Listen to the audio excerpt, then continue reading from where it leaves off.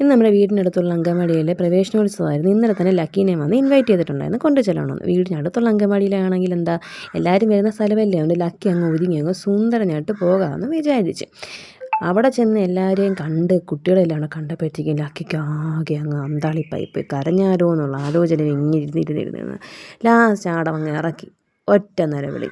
പിന്നെ അതൊരുവിധം അടക്കിയിരുത്തി തൊപ്പിയും കയ്യിൽ കളിപ്പാട്ടമൊക്കെ കൊടുത്തിങ്ങനെ ഇരുത്തിയപ്പോഴാണെങ്കിൽ അപ്പുറവും ഇപ്പുറവും എല്ലാം കരയണോ എന്നുള്ള ആലോചനയിലായിരുന്നു. പിന്നെ അവിടെയുള്ള കുട്ടികളായിട്ട് കമ്പനി ആയില്ലെങ്കിലും കുട്ടികളുടെ അമ്മമാരൊക്കെ ആയിട്ട് ലക്കി നല്ല കമ്പനിയായിരുന്നു.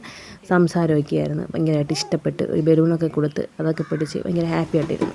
പിന്നെ ഏറ്റവും സന്തോഷപ്പെട്ടത് ഇതായിരുന്നു, കയ്യിലൊരു ചെണ്ട കിട്ടി. ആ ചെണ്ട കയ്യിൽ വെച്ച് അടിക്കുന്നതിന് പകരം എൻ്റെ കമ്പ് വെച്ച് അടിക്കുന്നതിന് പകരം അതെങ്ങനെ തല്ലിപ്പൊട്ടിക്കാമെന്നായിരുന്നു അവൻ്റെ ആലോചന മൊത്തം. പിന്നെ പുതിയത് വാങ്ങണ്ടല്ലോ എന്ന് വിചാരിച്ചാൽ അത് തിരിച്ചു കൊടുത്തു. പിന്നെ അവസാനമായപ്പോഴത്തേക്കും പരിപാടിയൊക്കെ കഴിഞ്ഞ് നമുക്കൊരു പഴംപൊരിയും തന്നു, ഒരു മായും തന്നു. മായ അവന് കൊടുത്തില്ല, പഴംപൊരി മാത്രമേ കൊടുത്തുള്ളൂ.